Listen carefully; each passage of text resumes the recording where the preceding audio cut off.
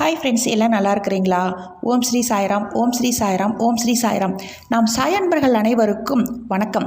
நாம் நிறைய பேர் நினைக்கிறோம், நம்ம மிகப்பெரிய இவ்வளோ பெரிய துன்பத்தில் இருக்கிறோமே, நம்ம இவ்வளோ பெரிய கண்டத்தில் இருக்கிறோமே, நம்மளை சாயப்பா கண்ணில் நேரில் பார்க்க மாட்டாரா அப்படின்னு நினைக்கிறோம். கண்டிப்பாக கடவுளை பார்ப்பதற்கு உண்டான வழி இந்த பதிவில் இருக்குது.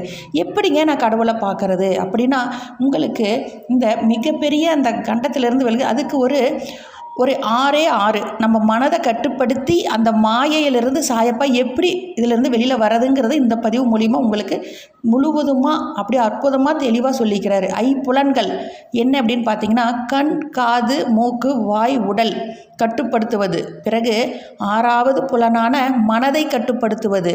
பூர்வ ஜென்ம பாவ புண்ணியங்களால் இப்பிறவியில் உண்டாகும் பலன்களை சற்றும் அலட்சியம் செய்யாமல் சகித்து கொள்வது.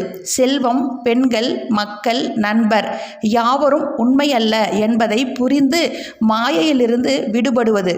பரதத்தின் மீது அசையாத நம்பிக்கை கொள்வது.